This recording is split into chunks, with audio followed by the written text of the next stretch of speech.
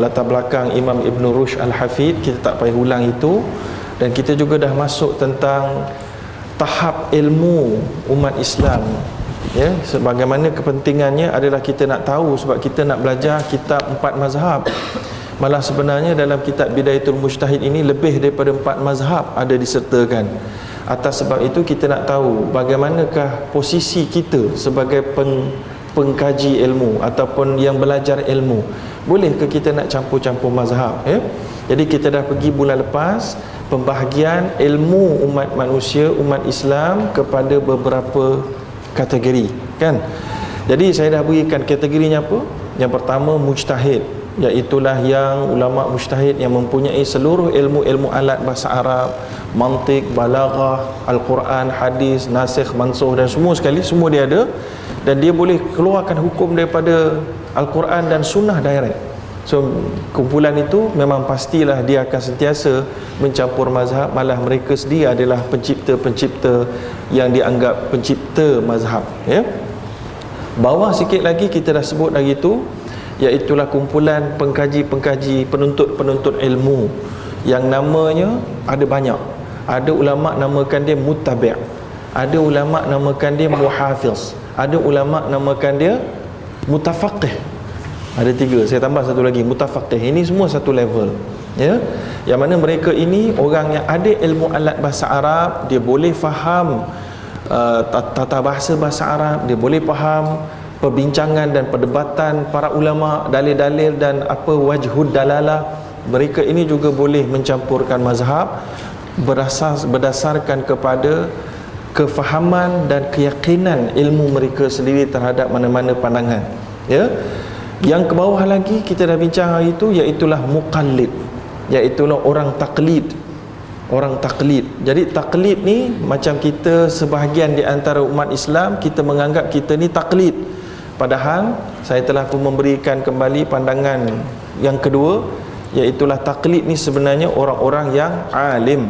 Orang-orang yang alim, yang mana maksud saya adalah orang-orang yang mengetahui, mengikut satu pandangan mujtahid, yang dia tahu pandangan tu pandangan mujtahid itu, dan tapi dia tak tahu dalil, dia tak mau belajar dalil ataupun dia tak sempat, tapi dia tahu ini adalah kata Imam Syafi'i, dia tahu betul-betul, bukan dengar-dengar.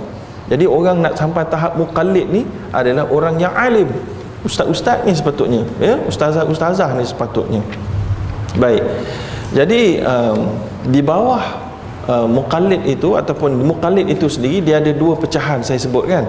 Yang pertama muqallid yang multazim, yang telah pun memfardukan ke atas diri dia yakin dengan satu-satu mazhab, bi mazhabin muayyan.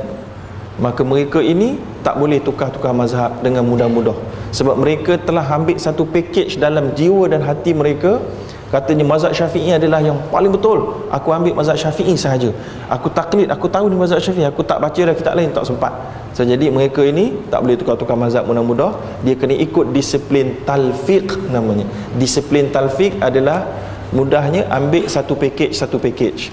Kalau sah wudu ambil package Hanaf, ambil package Syafi'i, batal pun ambil Syafi'i, jangan tukar-tukar, sebab nanti terkeluar daripada semua mazhab, jadi mazhab sendiri.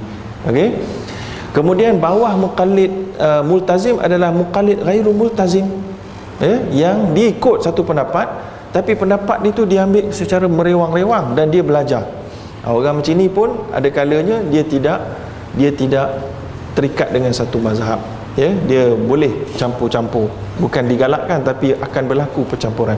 Bawah lagi itu iaitulah yang kita namakan orang awam, betul, ataupun mazhabul mufti. Al-awam ataupun madhabul mufti. Madhabul mufti ini adalah orang yang buat satu amalan, dia ikut satu pendapat seorang ustaz, seorang alim, tanpa tahu dalil ustaz tu, tanpa tahu dalil orang tu, tanpa tahu ustaz tu ambil daripada kata-kata mazhab apa, dia tak tahu pun, janji ustaz tu cakap dia ambil. Ini orang awam. Jadi tuan-tuan masuk sini dah, saya dah bincangkan bulan lepas kan, ada sebahagian kita tak termasuk kumpulan ni, sebab tuan-tuan mendirikan solat tak ingat pun daripada ustaz mana tuan-tuan ambil ilmu kan. Jadi kalau tak sampai tahap tu, itu adalah tahap minimum orang mukmin muslim. Kalau tuan-tuan tidak berada dekat situ, kita ada masalah. Sebab bawah lagi tu hanya ada satu lagi layer yang dinamakan juhal, orang jahil. Yang mana orang jahil inilah yang disebut oleh Imam Umar bin Abdul Aziz, man amila min ghairi ilmin kana ma yufsidu aktsara mimma yuslih. Barang siapa beramal tanpa ilmu, dia lagi banyak buat salah daripada buat betul. Okey? So jadi ada orang tanya, dia kata, ustaz pandai-pandai buat klasifikasi ni daripada mana datang? Kan? Daripada mana datang? So jadi saya nak bawakan hari ini kitab yang saya ambil lah.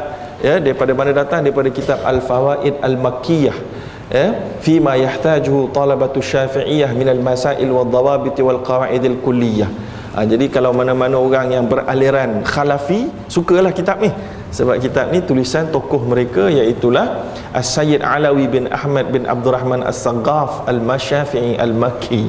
Ya, dalam kitab ini kalau tuan-tuan tengok dalam muka surat 100, tuan-tuan tak ada lah kitab ni kan, iaitulah contohnya disebutkan dekat sini, perkataan-perkataan yang saya ambil tu semua ambil daripada sini juga. Antaranya dia kata dekat sini, wala ba'sa bi taqlidin ghairi man iltazama madhhabu min afradil masail. Nampak dia disebut taklid dengan multazim.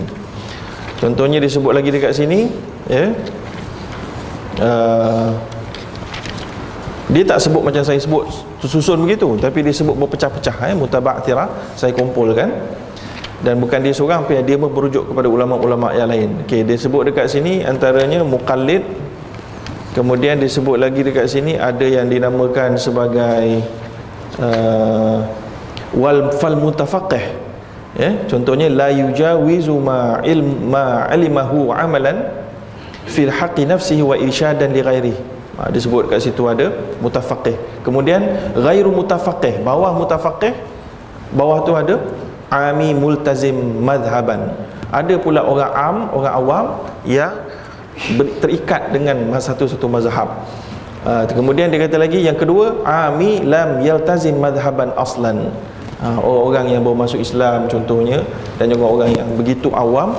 Maka daripada pembahagian inilah saya ringkaskan, mudahkan, ikhtisarkan kepada kumpulan-kumpulan tadi. Dan sebahagian pendapat-pendapat di sini juga diambil daripada pandangan ulama-ulama silam. Okey, dan juga dalam kitab yang dikarang oleh Syekh Abdul Qadir An-Naud juga ada sebut, dan kitab-kitab usul fiqh yang lain.